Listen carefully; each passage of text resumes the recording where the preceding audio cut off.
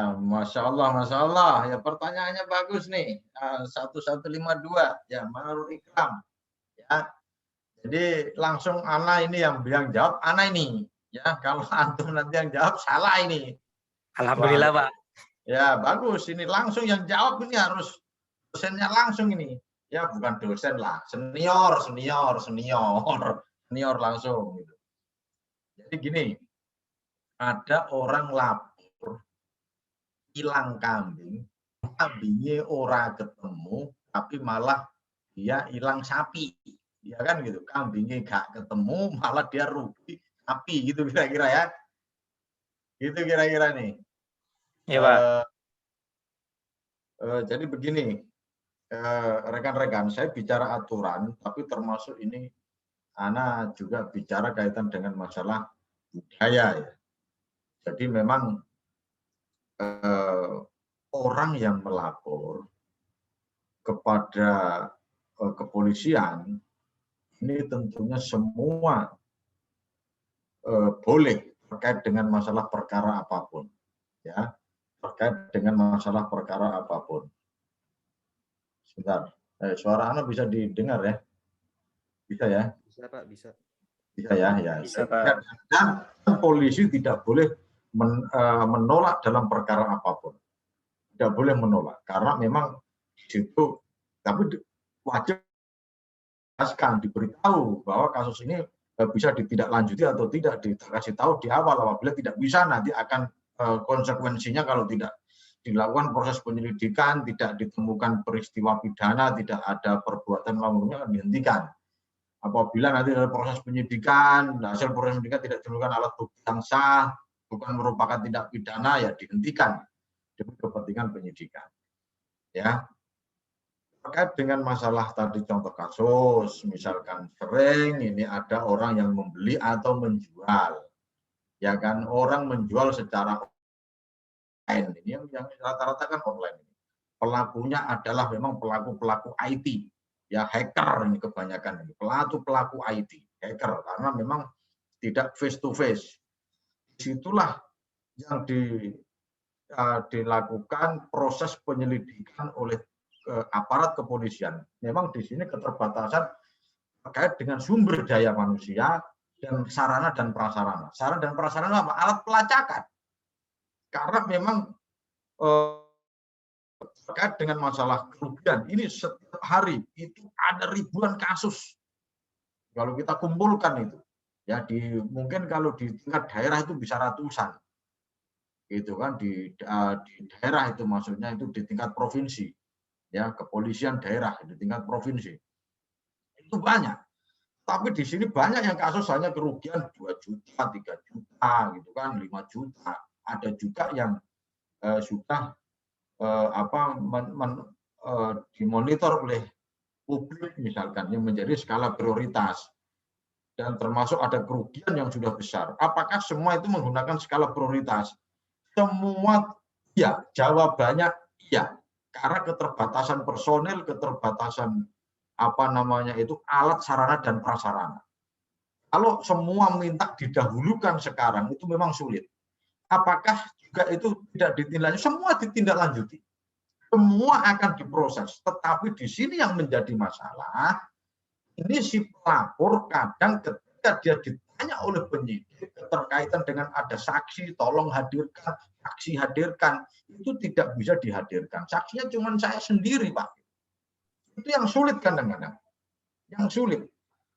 Nah, sedangkan polisi bertindak melakukan tindakan upaya paksa, pelacakan sudah dilacak menggunakan biaya besar, cybercrime, ya kan, sampai dibuka begini, ternyata memang alat buktinya kurang, tidak lengkap, keterangan saksinya kurang, atau bukti petunjuk seperti bukti surat, transferan, atau voice itu juga tidak dihadirkan. Ini contoh misalkan, kan gitu.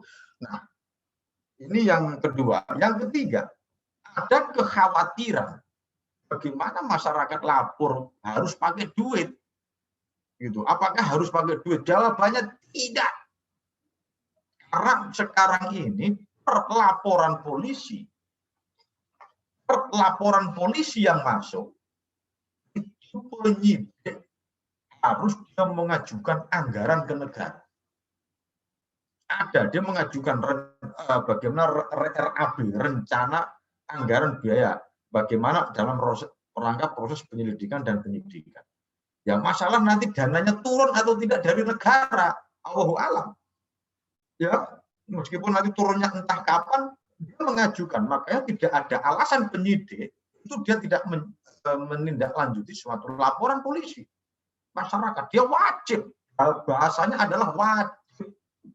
Itu kira-kira. Makanya jangan ada ketakutan. Ya, ini keterkaitan dengan masalah bagaimana ini bayar ora Pak, ora gratis. Jawabannya adalah gratis, tidak usah bayar. Memang kadang-kadang kita ini salah kaprah, ada kekhawatiran kasusnya nggak ditindaklanjuti. Padahal tidak ditindaklanjuti. Tetapi di situ memang setelah dipanggil saksi-saksinya tidak bisa menghadirkan. Ya kan kalau langsung Pak, ini ada ini contoh misalkan di Polsek, ya polisi sektor tingkat kecamatan itu di DKI Jakarta. Kalau kita bikin bagaimana itu kalau sehari ada laporan 10 laporan polisi, 10 aja sehari. Kalau kali 30 hari berapa? Kita bikin rata-rata.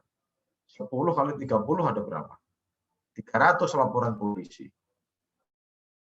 Ya kan sebulan ini. Sebulan, dalam sebulan 300 laporan polisi. Atau kita ambil sedikit aja kita kurangi 200 LP yang masuk dalam sebulan. Terus yang menjadi penyidik reserse itu katakanlah 4 kali 3 atau 3 kali 3, 9. Ya, katakanlah 12 lah 4 kali 3. Yang menjadi penyidik itu 12 orang. Dia harus nangani segitu. Padahal proses penyelidikan dan penyidikan itu panjang. Kan begitu, kadang-kadang kewalahan. Itu kira-kira. Nah, terus bagaimana terkait dengan masalah budaya?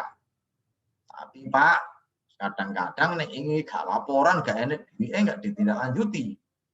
Ini kita kembali ke masalah hati nurani, ya kembali kepada akhlak, kembali kepada bagaimana tabiat mereka. Ya kadang-kadang mereka itu kalau secara terus terang banyak kok di sini, ya karena sering dulu pernah menangani orang yang benar-benar justru anak dulu pernah ini contoh nih sekali nih, anak pernah menangani kasus tanah, ya. Kasus tanah, padahal kasusnya ini terkait dengan masalah 263 dan 266 KUHP, pemalsuan tanda tangan dan 266 akte otentik. Di situ ada surat tanah yang dipalsukan. Yang melaporkan itu adalah orang yang buta huruf, kagak ngerti apa-apa. Ya, kasus tanahnya itu dikuasai oleh salah satu perusahaan besar. Anda tidak pernah tidak sebutkan, tapi kalau kita sebutkan antum tahu. Ya, kurang lebih di tahun 2010 2011.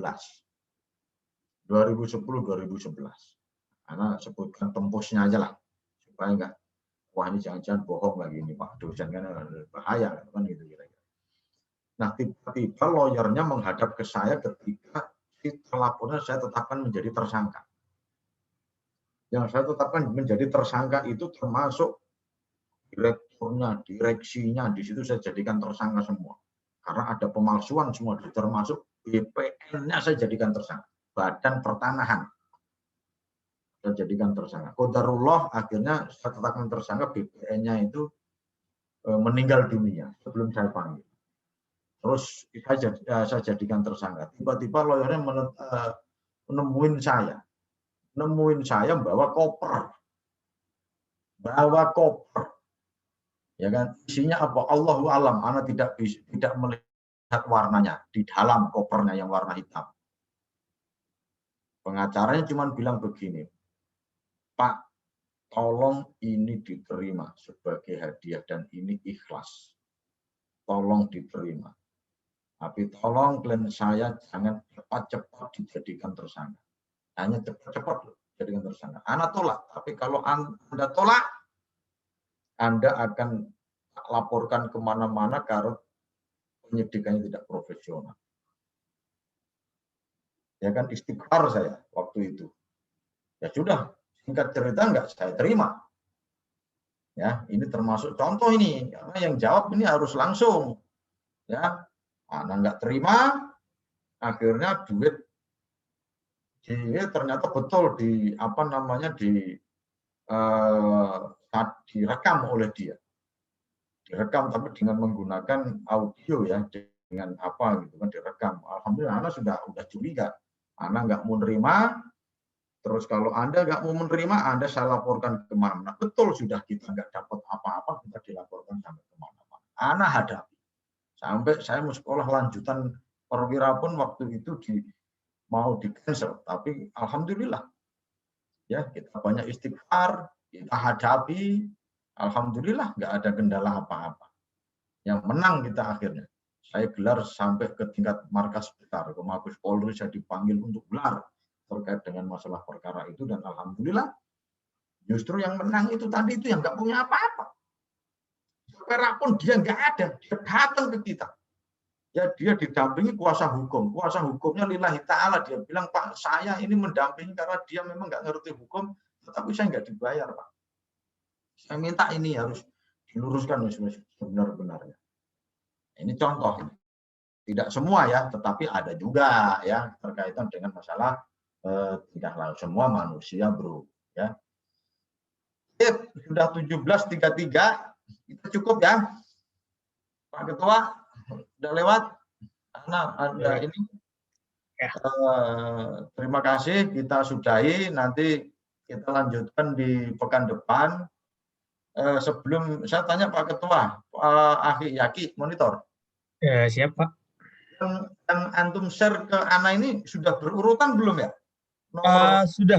Jadi tadi malah Ana upload kirim lagi sesuai Ana ininya sesuai abjad. Jadi dari huruf A sampai terakhir huruf Z. Oh, ya. Enggak, yang nomor ini NIM-nya.